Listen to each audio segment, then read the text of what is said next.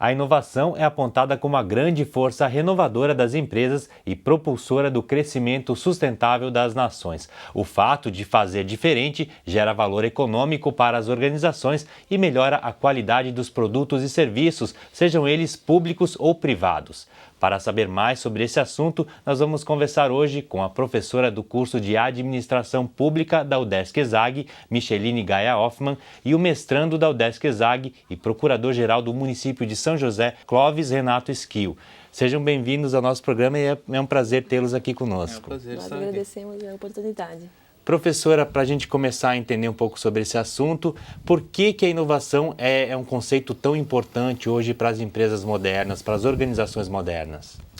Bom, primeiramente é importante nós entendermos o que é a inovação, né? Então, a inovação é um conceito que está associado à capacidade das organizações públicas ou privadas de criar, produzir e distribuir produtos ou serviços, enfim, bens diferenciados em relação aos existentes anteriormente, né? Para as organizações empresariais privadas, ela é um fator essencial de competitividade no mercado nacional, internacional, né? E que está associado, então, à sua lucratividade, capacidade de crescimento. E nas organizações públicas, ela é uma oportunidade do setor público oferecer ao cidadão, então, também um novo valor, serviços mais eficientes, né? Maior comodidade, enfim, um valor diferenciado em relação ao anterior. E no setor público também é relevante a gente falar em inovação, porque a capacidade de inovação do setor empresarial depende intensamente de políticas públicas favoráveis, né, para que essa inovação possa acontecer. Porque a inovação não é uma vocação natural das empresas, né? Existem alguns desafios que associados ao risco, enfim, ao tempo de retorno do investimento, a uma série de questões que exigem que se tenha políticas públicas favoráveis a isso. Então, falar sobre inovação no setor público tem a ver tanto com a capacidade do setor público em gerar serviços inovadores, quanto na capacidade dele formular políticas públicas favoráveis à inovação no setor privado. E como é que a gente está nesse quesito de políticas públicas hoje no Brasil? Se nós compararmos hoje o Brasil a outros países, né, que são referência internacional aí nesse campo da inovação, nós vamos ver que em algumas dimensões nós estamos muito bem, né, em outras nós temos grandes desafios ainda. Então existem alguns indicadores que se utilizam internacionalmente para avaliar a capacidade de inovação de um país. Um deles é o volume de recursos investidos em pesquisa e desenvolvimento em relação ao PIB. Hoje no Brasil se investe em torno de 1,2% do PIB em pesquisa e desenvolvimento. Se nós compararmos o Brasil, por exemplo, com Estados Unidos, Coreia do Sul, Alemanha, que são países de referência aí na área, nós vamos ter indicadores na ordem de 2,8%, 3,7%, 2,9% desses países. Então, o Brasil tem muito a melhorar nesse aspecto, quer dizer, precisa criar políticas públicas que fomentem mais investimento em pesquisa e desenvolvimento. Existe aí um grau de relação muito próximo entre a inovação e a educação, né? A qualidade da educação. Isso, especialmente aí a questão da educação, da capacidade do ambiente acadêmico, né, que é responsável pelas pesquisas acadêmicas, que é o celeiro, digamos assim, do novo conhecimento. E nesse campo, o Brasil tem indicadores muito favoráveis. Se nós olharmos o número de artigos publicados pelo Brasil em revistas científicas internacionais, nós estamos no ranking internacional em 13º lugar. Somos o 5º país que mais cresceu em número de artigos, de artigos científicos publicados nesses periódicos internacionais. Temos China e Coreia do Sul como os 2 que mais cresceram. Então nós temos um nível de produção de conhecimento científico que é top no mundo. O que falta aí, então? Falta uma maior interação entre a universidade e o setor privado, professora? Isso. Aí, se a gente buscar um outro indicador que tem usado, embora ele não seja suficiente, mas ele nos ajuda a mostrar como é que se dá, né, essa transferência desse conhecimento que é criado nas universidades e depois para que ele seja apropriado na indústria, no setor empresarial, um indicador que se usa é a questão do depósito de patentes. Do número de patentes que são depositadas em escritórios internacionais. E aí a gente vê que o Brasil despenca, enquanto na produção de artigos acadêmicos ele está no topo do ranking internacional. Se a gente for olhar o crescimento do Brasil aí, em termos de patentes concedidas pelo escritório americano, que é um escritório bem relevante internacionalmente, Enquanto nós crescemos aí na ordem de 200 e tanto por cento nos últimos 10 anos, a gente tem a China crescendo mais de 2.000%, né? Então, o ritmo de crescimento chinês e Coreia do Sul, etc., muito, né, muito mais significativo do que o crescimento que nós temos obtido. O que mostra, então, que nós precisamos de políticas públicas que aumentem, né, os nossos gastos em pesquisa e desenvolvimento, por um lado, né, e, por outro, que consigam fazer com que o setor acadêmico e empresarial interajam mais, de tal forma que esse conhecimento que é produzido e publicado em artigos seja transformado, né, em produtos, em novos processos pelo setor empresarial. Clóvis, por que essa falta de interação ocorre no Brasil entre a universidade e o setor produtivo? Bom, o Brasil vem num esforço de formar o seu marco legal da gestão da inovação, né? Em 2004 foi editada a Lei Federal de Inovação. Em Santa Catarina, em 2008, então, foi editada a Lei Catarinense de Inovação. Essa lei ela tem demorado a vingar, digamos assim, porque alguns instrumentos ainda não estão maduros. Tanto que agora está num processo de renovação dessa legislação, né? Ela prevê, então, a criação de ambientes em que a universidade interaja com a empresa, por exemplo, os parques tecnológicos ou as incubadoras que fiquem próximo à empresa, e essas empresas novas que nasceram geralmente a partir de uma ideia, né, as startups, elas possam usufruir então do conhecimento gerado da universidade, né? Os laboratórios, inclusive, para aprimorar essa ideia e transformar isso num produto, né? Que a inovação é isso, é essa ideia colocada num produto. Junto com isso também, esse ambiente normativo, ele visa facilitar o empresário ou dar instrumentos ao empresário, né, de desoneração tributária, por exemplo, para ter mais recursos para poder investir na sua pesquisa, né,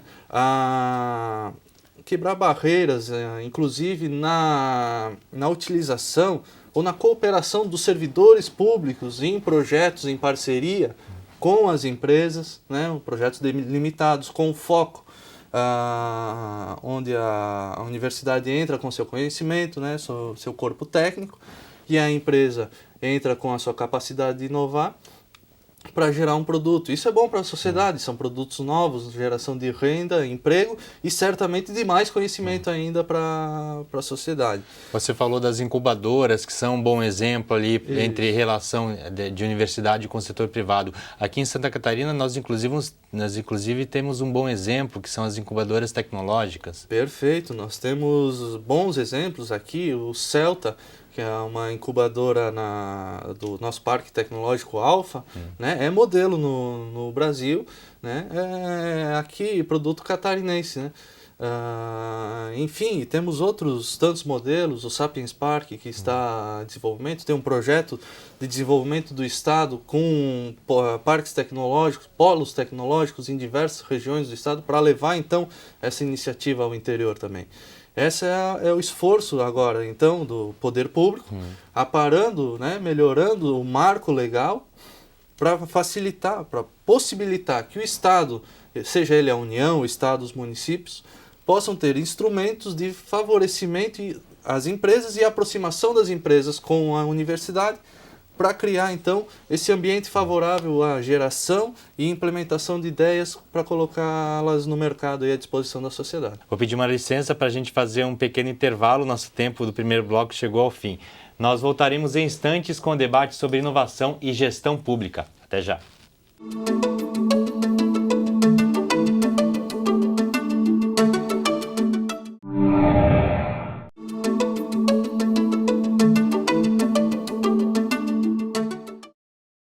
Estamos de volta com o Conexão Pública, hoje falando sobre a inovação e a gestão pública. Nossos convidados são a professora do curso de Administração Pública da UDESC-ESAG, Micheline Gaia Hoffmann, e o mestrando da UDESC-ESAG e procurador-geral do município de São José, Clóvis Renato Esquil.